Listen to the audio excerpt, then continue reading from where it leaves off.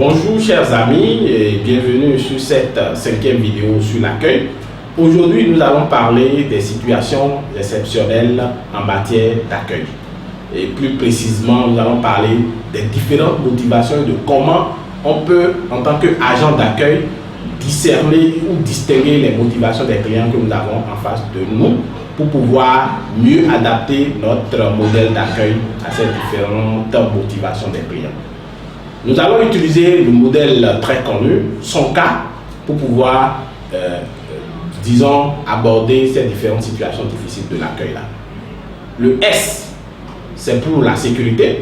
Vous savez, chers amis, il y a des clients qui viennent parce qu'ils recherchent la sécurité. Donc, nous devons déjà identifier en ce client quelle est sa motivation. Vient-il pour acheter un produit qui lui soit disons, porteur de sécurité? Si par exemple il s'agit d'un portable, est-ce qu'il veut un portable qui soit solide, qui respecte les normes de sécurité? Est-ce qu'il vient dans notre entreprise pour rechercher, je dirais, un produit lié à la sécurité? Donc nous pouvons déjà tout de suite détecter ça.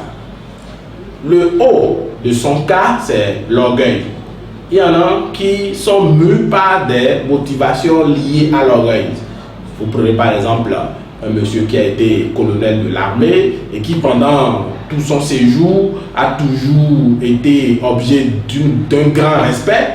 Quand il vient chez vous, déjà le voyant venir, vous devez pouvoir identifier en lui sa motivation et savoir comment l'accueillir. Quelqu'un comme par exemple quelqu'un qui est mu, un client qui est mu par l'orgueil, il ne souhaiterait pas que vous puissiez l'accueillir avec le grand monde. Il ne souhaite pas être accueilli dans le rôle. Donc vous devez pouvoir identifier en lui quelqu'un qui est mu et l'orienter vers un responsable qui pourra l'accueillir, donc lui faire un accueil exceptionnel à part.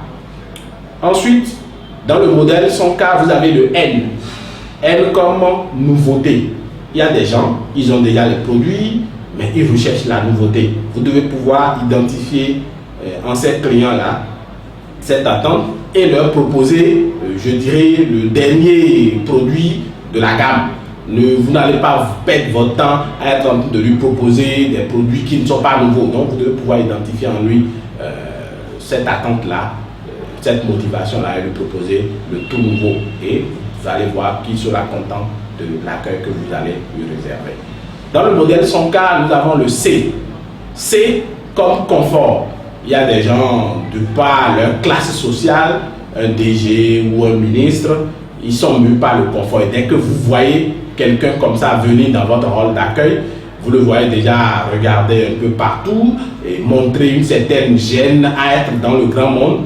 Celui-là, extirpez-le du lot, accueillez-le dans un confort ou dans un bureau confortable et vous allez voir que sa motivation sera réglée.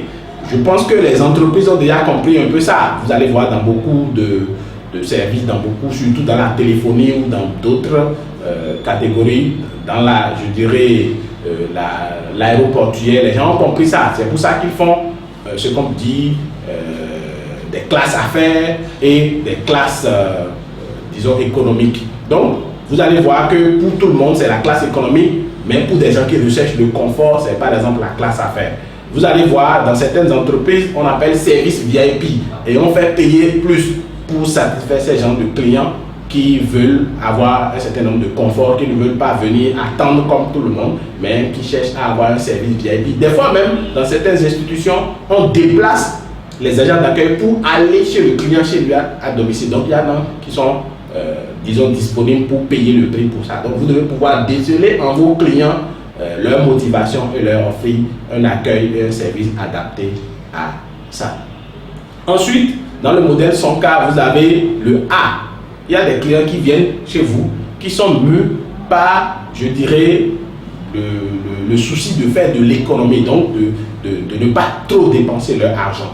Vous devez pouvoir, quand vous discutez avec le client, dans les premiers mots, ou même le voyant venir, vous dit oui, celui-là, il est mu par, je dirais, l'économie, par l'argent et pouvoir lui offrir l'accueil correspondant. Et le dernier, dans le modèle son cas, c'est bien la sympathie, donc le S.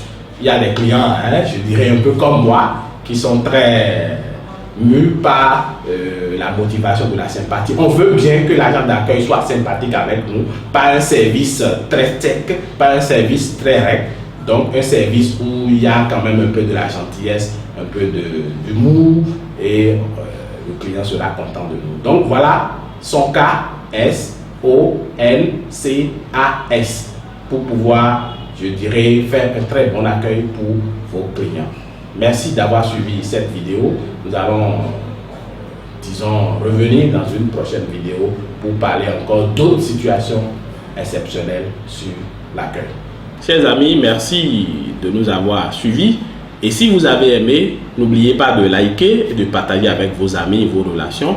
Et surtout, abonnez-vous à la chaîne YouTube de Africa Media TV et suivez-nous également sur les réseaux sociaux.